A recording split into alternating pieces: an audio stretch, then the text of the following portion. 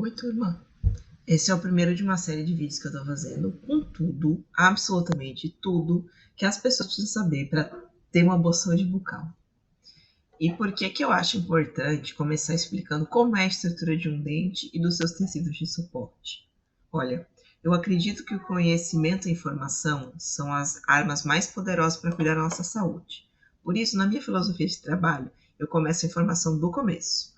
Se você entender como é a estrutura de um dente e dos seus tecidos de suporte, vai ficar muito mais fácil entender por que ocorrem as doenças e vai ser mais fácil saber o que fazer para evitá-las. Um dente é dividido em raiz e coroa. Coroa é a parte que aparece na boca e raiz é a porção que fica dentro do osso. E o dente ele tem 3 camadas, bem parecido com aqueles bombons de morango. As proporções das camadas não são as mesmas, mas é só para fazer um paralelo. A parte mais interna, que seria o morango, é um tecido vivo, com vasos sanguíneos, nervos. É uma camada intermediária, né, que seria o brincadeiro, e uma camada será mais dura, que corresponde à casquinha de chocolate. Indo de dentro para fora, o tecido mais interno é a polpa. Ele é um tecido mole no sentido de não ser mineralizado. Tem vasos sanguíneos, tem nervos, ou seja, sangra e sente dor. A polpa existe tanto na coroa quanto na raiz, sendo que na raiz ela fica dentro de canais estreitinhos porque acompanham a forma do dente. Inclusive, o chamado tratamento de canal nada mais é do que a remoção da polpa e a substituição dela por um tecido inerte. Inclusive, é uma coisa curiosa, se a gente for abrir um dente e chegar até a polpa, sim, o dente tem um ponto de sangramento dentro. O tecido intermediário é a dentina. A dentina já é um tecido mineralizado, ou seja, um tecido duro. Ela não é maciça, ela é porosa, é com uma estrutura semelhante à do osso, com vários pequenos canais que se comunicam com a polpa.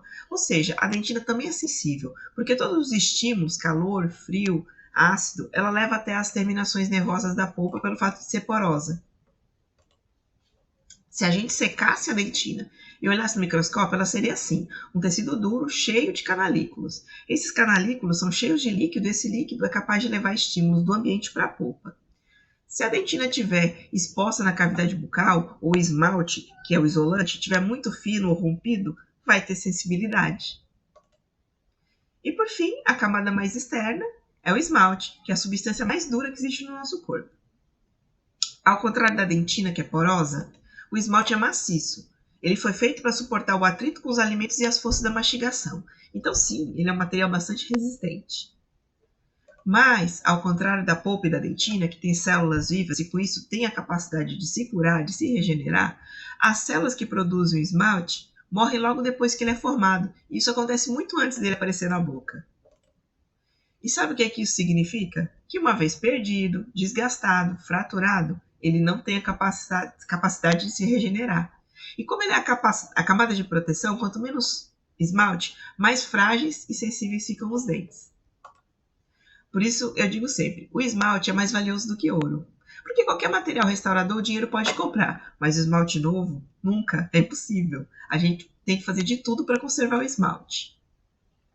Outra coisa importante é que o esmalte ele só existe na coroa, ou seja, na parte do dente que fica exposta na boca. Na raiz recobrida da dentina existe um outro tecido chamado cemento, que em estrutura é bem parecido com a dentina e com o osso. E por fim, existem várias estruturas que suportam o dente. Acho que todo mundo já sabe que o dente tem uma raiz que está implantada no osso, que é uma parte específica dos nossos maxilares chamada processo alveolar, também chamado osso alveolar.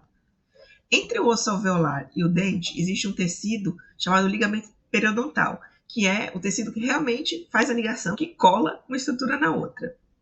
E recobrindo a parte voltada para a boca, temos a nossa conhecida gengiva, que também é um tecido bem resistente. Por quê? Porque ela também tem que suportar o atrito com os alimentos.